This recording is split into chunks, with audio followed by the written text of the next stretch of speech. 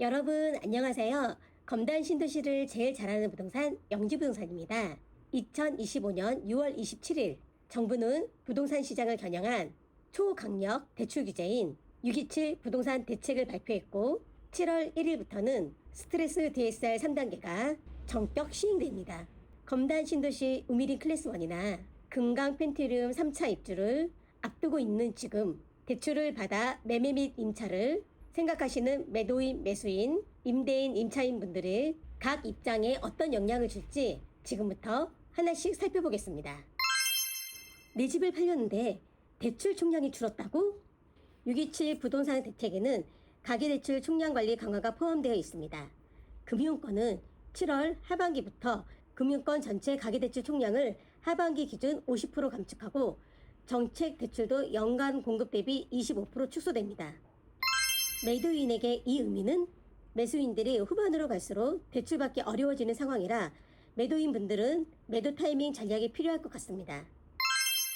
대출 얼마나 받을 수 있는 거예요? 첫 번째, 7월 1일부터 스트레스 DSR 3단계가 적용됩니다. DSR 40% 고정과 기준금리와 스트레스 금리 1.5%가 포함되는 내용입니다. 두 번째, 627 부동산 대책 대출 한도가 제한됩니다. 먼저 대출 만기 30년 이내로 제한됩니다. 그리고 금융권에서 받는 주택담보대출은 최대 6억 원으로 제한됩니다. 정책 대출에서는 한도가 축소됩니다. 일반 대출은 2.5억에서 2억, 생애 최초는 3억에서 2.4억, 신혼부부는 4억에서 3.2억, 신생아 혜택은 5억에서 4억으로 축소됩니다.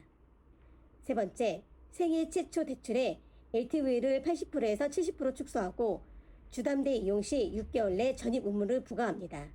단, 디딤돌 대출은 기존 1개월 이내 전입 의무를 유지합니다. 그럼 매수인은 금융권에서 얼마까지 대출을 받을 수 있는 걸까요?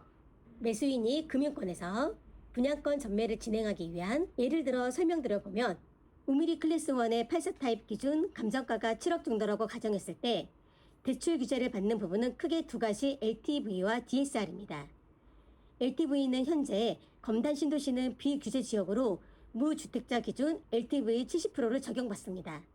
감정가를 7억이라 예상했을 때 7억 곱하기 LTV 70%는 4억 9천만 원의 대출 최대 한도가 나옵니다. 그럼 30년 만기 기준 DSR 40% 적용으로도 4억 9천만 원 이상의 대출이 나와야 되는 건데요. 만약 은행 금리가 4%라고 가정했을 때 분양권 전매를 원하는 매수인이 잔금 대출을 받아야 하는 상황이라면 스트레스 DSR 3단계가 적용이 돼 스트레스 금리 1.5% 포함 총 5.5%의 금리가 적용이 되어 7억 아파트의 최대 대출 한도 4억 9천만 원을 받으려면 연수익이 8,500만 원 이상이 되어야 가능합니다. 전세금으로 분양잔금 내면 안 돼? 일단 627 부동산 대책에서는 전세 대출금으로 분양잔금을 납부하는 소유권 이전 조건부 전세대출을 금지시켰습니다. 하지만 아직 금융권에 명확한 지침이 내려진 상태가 아니라서 시장의 혼란을 우려해 조정될 가능성이 있어 조금 더 지켜봐야 하는 것이 맞는 것 같습니다. 그런데 만약 627 부동산 대책 그대로 진행이 되어 전세 대출금으로 잔금 충당이 불가해지는 상황이라면 첫 번째, 실거주를 위한 주담대 대출을 실행. 두 번째, 실거주가 안 되는 상황이라면 매매로의 전환을 생각해 볼 수 있습니다. 전세 자금이 얼마나 더 필요한 거지?